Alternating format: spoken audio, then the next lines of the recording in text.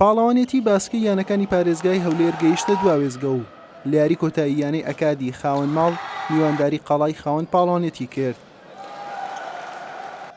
لا چارەجی یەکەم هەردوویانە بەو ئاستە دەرنەکەوتن کە چاوەڕوان دەکرا ئەکاد 10 خاڵی کۆکردەوە و قەڵاش تەنها 9 خاڵ. لا چارەجی دووەم یاریەکە تەواو گۆڕا، قەڵا زۆر باشتر دەرکەوت، 26 خاڵی دووکەی خستە سەر خاڵەکانی و ئەکادی 16 خاڵ.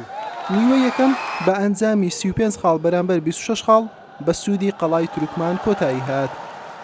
لا نیوەی دووەم زۆربەی کاتەکان ئاستی هەردوویانە لە یەکەوە نزیک بوو، ئەکاد هەوڵی گەڕانەوەی بۆ یاریەکە دەدا، قەڵاش تەنها دەویست پارێزگاری لە ئەنجامی یاریەکە و سەرکەوتنی بکات. یاریەکە بە ئەنجامی 62 خاڵ بەرامبەر 51 خاڵ لە بەرژەوەندی قەڵا بە کۆتا هاتوو، بووە پاڵەوان.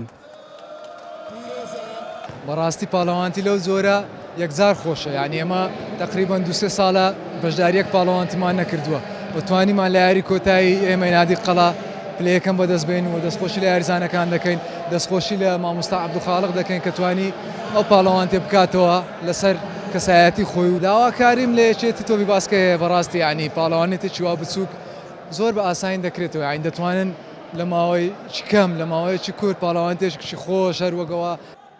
لە پاڵەوانتیەکە 4 یانە بەشداریان کردبوو، قەڵای تورکمان هەڵسا بوو بەکردنەوەی و ئەکادیش میوانداری گرتبوو ئەستۆی خۆی و یەکێتی باسکەی لقی هەولێریش سەرپەرشتی دەکرد. خزمەتی باسکەم کردووە، حەزم لێ خزمەتی باسکەم کردووە، وەکو یاریزان شەر حەز خزمەتی باسکەم کردووە، یعنی وەکو حەزێک وەکو هەولێریەک بە هەموو شێوەیەکی هەموو توانام ئەوەیە بەس خزمەتی باسکەی هەولێر کەم بتوانم باسکەی هەولێر لە پێشەنگدا بێتن. لەوەی بە هەر شێوەیەکی بێ هەم جەماوەر و یاریزان و ڕاهێنەر و یانەکان پێدا دڵخۆش بوون و هەستەکیش دروست بێتن کە فعلەن ئێمە دەتوانین خوڵ بکەینەوە، دەتوانین پاڵەوانیتی بکەینەوە.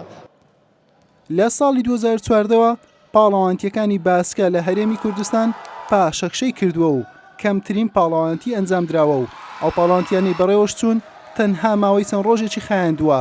ئەمەش کاریگەری تەواوی لەسەر ئاستی یاریزانان هەبووە و وای کردووە بەشێکی زۆر یاریزانان واز لە یاریکردن بێنن. حوسێن محەممەد، کەناڵی ئاسمانی پێام، هەولێر.